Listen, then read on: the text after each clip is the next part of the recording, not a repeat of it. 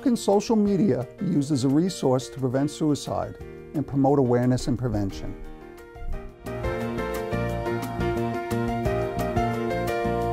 And Terri Muuss, author, social worker, motivational speaker, joins us to discuss her efforts to encourage healing from trauma. The show and with telling my story, a lot of people feel that way when they hear it, and I have to appreciate that that's the way a lot of people see it. For me, it's always felt like survival. I feel like telling you your truth sets you free to really kind of live your life. And we revisit the segment on the care program of the Long Island Home. Hello, I'm Art Flesher from Suffolk County Health Department's Division of Community Mental Hygiene. I'm your host for Something of Substance, a monthly video magazine. Welcome back. Each month we show how substance abuse, mental illness, and developmental delays affect you, your kids, and your community. We'll also give you a few examples of how services in Suffolk County help people find the inner resources they need to tackle their problems. Where's Mom? Did she forget me? I wonder what happened to her. What if I get left here? Drugs and alcohol may make you forget your problems for a moment, but that's not all you forget. My mother worked hard to be in recovery, and I love her for that.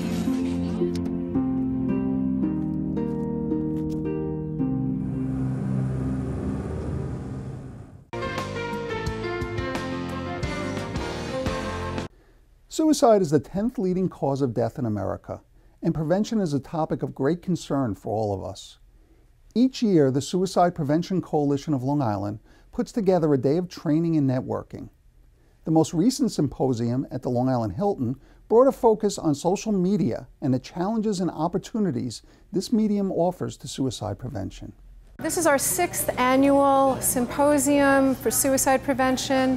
It's hosted by the Suicide Prevention Coalition of Long Island. The goal of today is really to help people gain tools, resources, and to network so that we can better provide a network to prevent suicide. Our goal every year is to bring together people in the fields of mental health, education, first responders, concerned citizens in the community, to come together with the goal to learn as much as we can to prevent future tragic deaths to suicide. Our morning session focused on social media, and that is because we've heard a lot about how social media is a negative tool and that it perpetuates suicide. And we also wanted to show people that it can be a positive tool. People are living on social media, and that's where the prevention workers need to be in order to reach people. Social media is an inherently social medium, right? So whenever people have any sort of feeling, whether they are having a bad day or whether they're really excited, they just got a new job, or maybe they're having a baby, one of the first things they do is go to Facebook to let everyone know about it. So Facebook, for that reason, and lots of other social mediums, are an excellent place for suicide prevention. One of the things that we know about social media is that there actually are tools to help young people and adults if someone that they know is at risk. There are ways to help alert people so that a helper can reach out to that person to make sure that we can, at least make some intervention there. I helped write the initial Facebook policy for suicide, and so essentially the link that people now have to get help was something that I worked on. What interests me in the conference today is just, I think the connection of social media with this, especially suicide prevention, is so important. And I think, we're realizing now that the importance of social media is that now that we're all so connected, we're sharing thoughts almost instantly now. I think it's the responsibility of people now that if we're going to stay that connected, we need to look out for each other. The information that was given to us today about the power of social media to either help or hurt us, they really underline that fact, which I think is really awesome. So I'm just very excited because I do have a Facebook page, I have a Twitter, I have a Tumblr account. So as soon as they started talking about it, they gave me their Facebook link, and I already posted it already today. So my friends and family can, use this resource to help maybe themselves or other people that they know. Kids are very much linked into Twitter and Facebook and other social media outlets, and this is a really good way of getting out to them, reaching out to them. if you go to Google and you type in "I want to kill myself" or "I want to die" or "suicide," really there's a lot of keywords that we've provided. What shows up first above anything else is a red phone that says, if you're in crisis, call the National Suicide Prevention Lifeline, 800-273-TALK. The National Suicide Prevention Lifeline is a network of 162 crisis centers across the country. We answer calls for people who are thinking of suicide or are having a lot of emotional distress or are worried about someone who is. And what's great about that is, that's anybody in America, you literally can't Google suicide or how to die without seeing that help first. And so that's, I think, a really powerful tool. My work today was to be part of the panel that was speaking about the use of social media, and specifically I was talking about suicide postvention and using social media. So after a suicide, there are really a lot of things that you can do via social media, and so after suicide you move into what's called postvention, and postvention is the things you do to take care of a community after they learn about somebody's death. So essentially a community is grieving.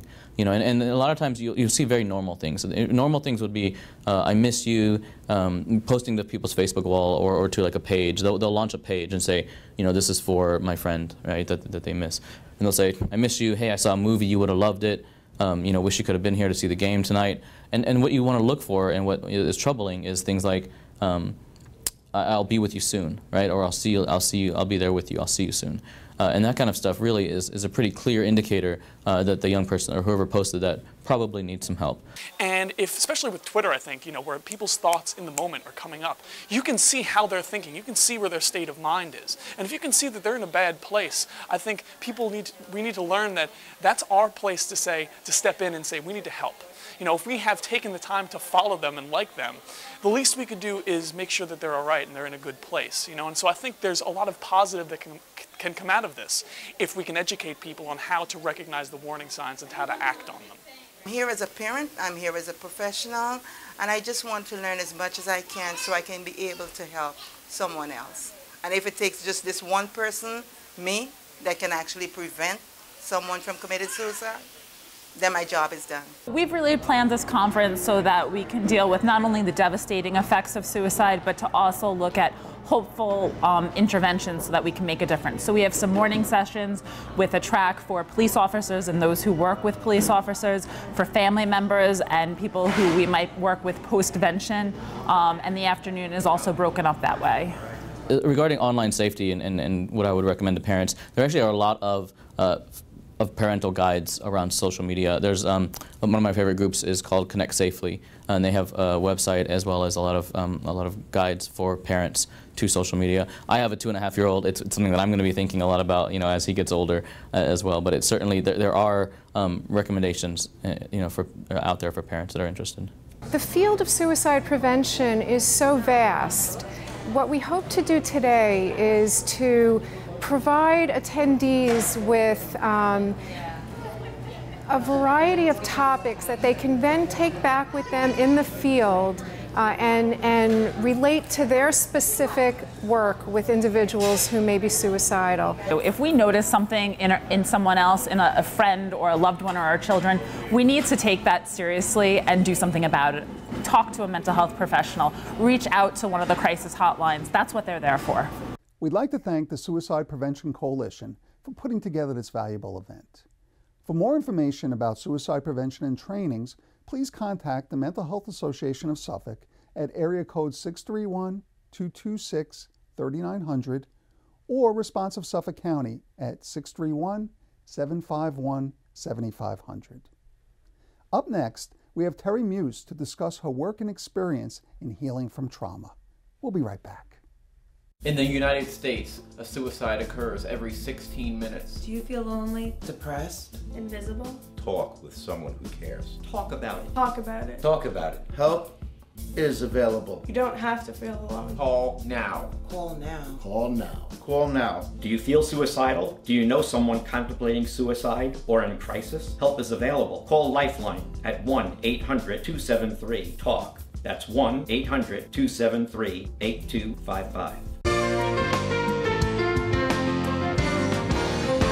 Terri Muuss is a licensed social worker, who specializes in the use of the arts as a healing mechanism for trauma survivors. She is also an author, teacher, actor, director, motivational speaker, and also does life coaching with a focus on addiction and abuse counseling. Terri, thank you for coming in today. Thanks so much for having me. Oh, that's great. It's great to see you again. I go back to a number of years ago, and we were trying to decide exactly how long, but I had a chance to see your one-woman show, Anatomy of a Doll, and I was so impressed with it that I brought you back for a conference. And what comes to mind is, it was so courageous. And I don't know if you view it that way. I mean, there you were, really allowing yourself to be vulnerable in front of so many people, and of course you've done the show quite a number of times since then. What encouraged you to do that? It's interesting, the concept of courage with the show and with telling my story. A lot of people feel that way when they hear it, and I have to appreciate that that's the way a lot of people see it. For me, it's always felt like survival. I feel like telling you your truth sets you free to really kind of live your life. And part of that has been helpful to other people. You know, you do it in the beginning for yourself, that telling, and then later it becomes important to help other people. But it really feels less courageous and more vital. As I sat there watching it, it was the most clarity I have ever experienced in terms of understanding how trauma and addiction related. And I imagine it was so much a part of your healing that when you say vital, it's because you had to do this for yourself. Yes. Well, and I also think, you know, as a sexual abuse survivor, and that's the part that I think a lot of people think is the most courageous, that I'm able to say I'm an incest survivor, you know, use the big I word out there in the world. For me, I've gotten to a place where I don't see that as brave. I shouldn't have to, bravery says, well, this is something that shouldn't be out there, or that I should be ashamed of, or that I think there's something in that. They say, well, people don't want to hear that, or it's something that people don't talk about. So then it's brave to break past that. What I'm here to say is that I've gotten to the place where I don't feel any shame about something that was never my fault, that I was the victim of something and now the survivor, thriver of something.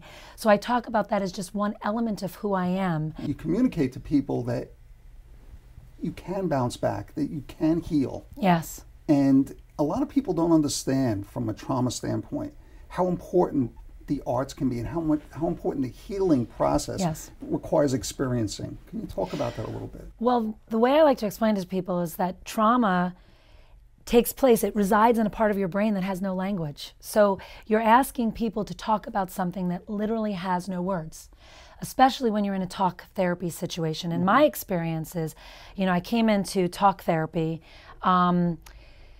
and I reached a real roadblock into being able to discuss things that felt like they had no words. There was no, I had no ability to express something so large or so overwhelming.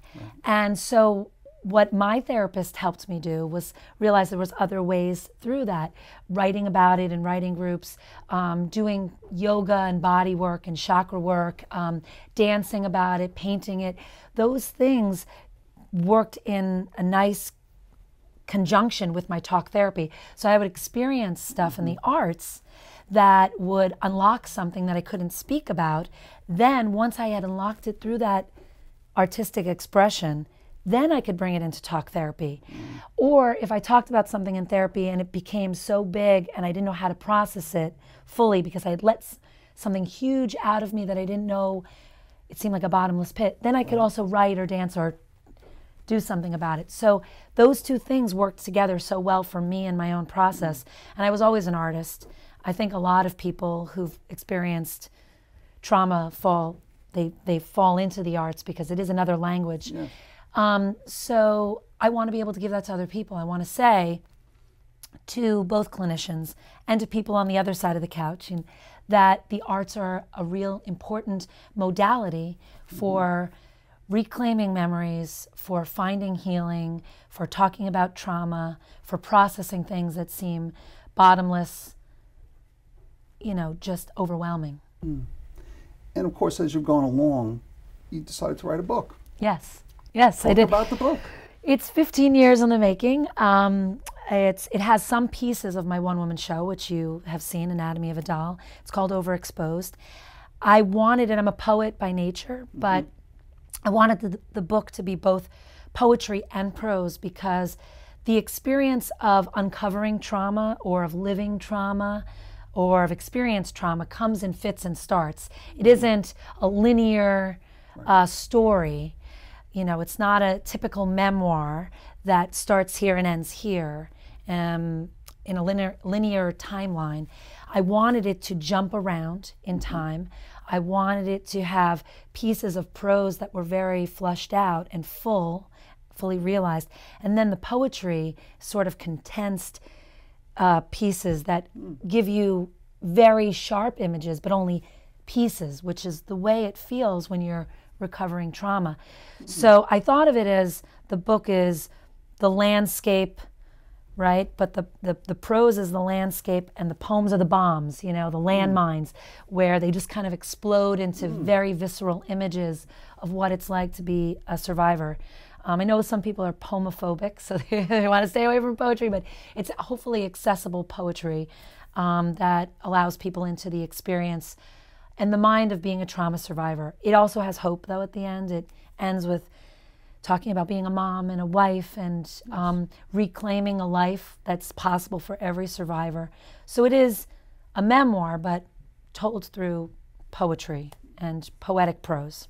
And a message of hope for people. And a message of hope. I mean, I think some people are afraid to pick it up because they know there's going to be difficult subject matter in it, but I want to say to them that there's hope at the end. There's the real hopefulness of the book is that I'm here and that I'm okay, and I'm a loving mom and a wife and a successful person, and that's possible for everybody, but not if you're not willing to go through all that stuff that got you there. You have to be willing to kind of jump in the rabbit hole and do that work. And you have to find the right people to guide you. Absolutely, absolutely. And if you find somebody who's not right for you the first time, that doesn't mean therapy is wrong for you. It means that you haven't found the right therapist. We wouldn't go to a doctor who didn't have good bedside manner, who misdiagnosed us and say, I'm never going back to a doctor ever again. Right. We'd find another doctor.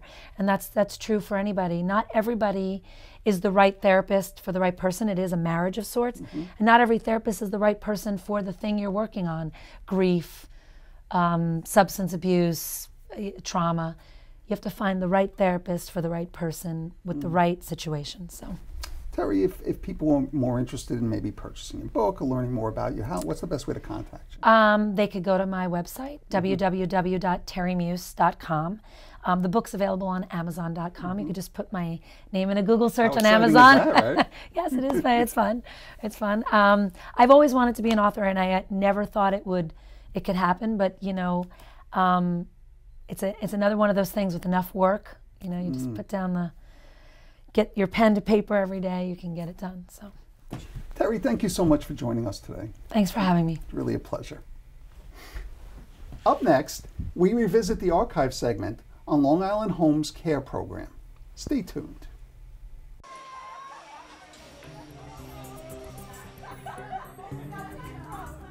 They'll be fine, I hope. What if you could prevent a young person from getting hurt or killed? What should I do? If you could turn back the clock and stop an underage drinking party from ever happening. Now you can. Pick up the phone and call 1-866-UNDER-21. It's your community, your call, and it's completely anonymous.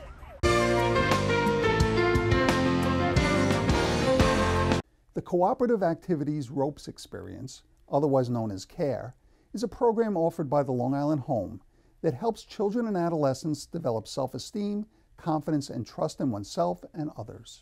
Project CARE, which is an acronym for Cooperative Activities Ropes Experience, is an adventure-based model that we've had in place for 16 years. The program is a combination of high and low ropes course elements that we utilize in a very experiential model. It's an intercommunity care course experience.